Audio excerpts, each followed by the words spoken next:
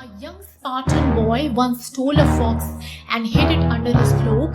The fox started clawing into his stomach, ripping through flesh, muscle, bone. But the boy didn't cry, he didn't flinch. He stood there bleeding silently until he dropped dead. Because in Sparta, pain was weakness only if you showed it.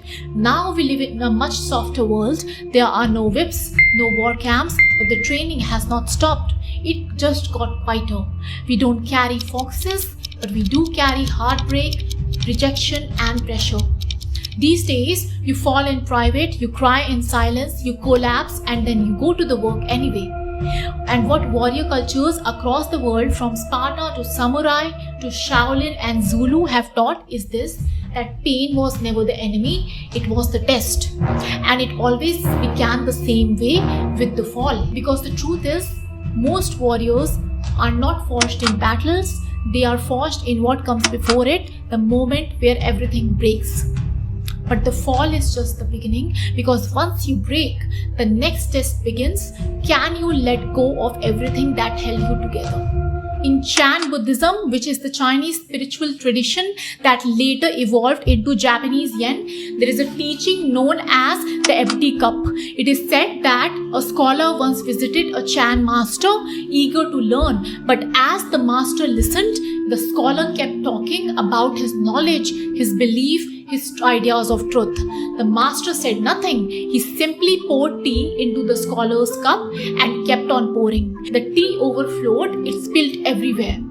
And the scholar finally snapped, "Stop, the cup is full." The master looked at him and he said, "Exactly. And like this cup, you are full too. You must first empty yourself before anything new can enter." And this was not just a metaphor. In places like the Shaolin temple, this was a lived experience. It was not a mere theory. Shaolin monks followed Chan Buddhist practice, which trained not just body, but the mind, spirit, and breath. Their path didn't start with combat, it started with ritual discipline. They were not handed a sword, they were handed a broom. They meditated in silence, they swept floors, carried water, chopped woods, not for days, sometimes for years. Because to them, if your mind was full of ego, identity, control, there was no room for mastery. Before they taught you how to fight, they taught you how to disappear. And that act of disappearing was the first mental training.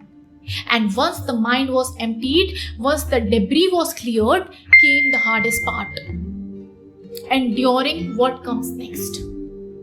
Because there is no clarity, no praise, no progress, just the burden of repetition and strength to keep showing up anyway. This is endurance, where no one is watching you, but you repeat the same routine, not because it is working, but because it's all you've got. Warrior cultures didn't glamorize this part. The Maasai warriors of Africa were not trained in comfort. As Morons, young warriors, they lived for years in seclusion, far from their families and everyday life. They stayed in manyatas, temporary settlements in the bush, cut off from the whole community. Their role was to guard cattle, survive the elements, and train without rest.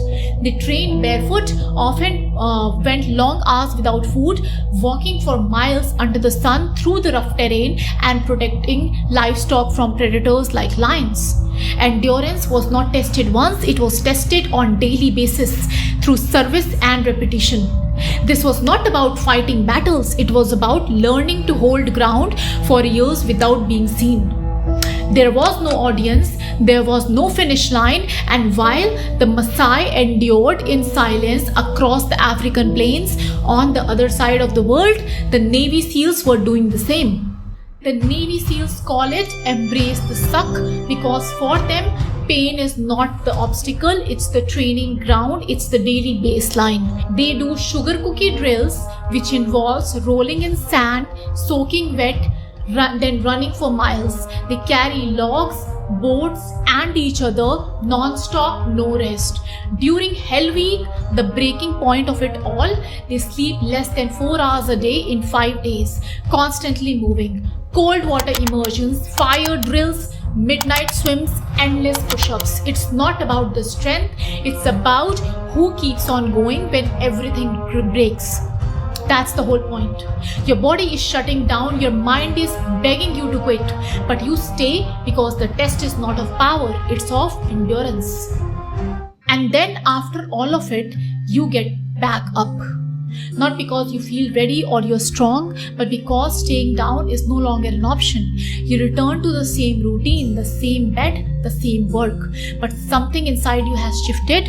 You are not chasing empty motivation anymore. You just simply move. You are doing what needs to be done with a steadiness that wasn't there before. That's what actual rising looks like. It's not loud and pretty, but it is definitely real and it's yours. Because across every warrior tradition, if they have one thing in common, from Shaolin to Samurai to Maasai, they didn't rise through victory, they rose through repetition. And that's the key. Through returning to what shaped them even when it no longer felt like strength. So if you're here quietly holding yourself together, know this: you have already done the hardest part. You survived in silence and yet you kept going. And you are rising even if nobody else is watching.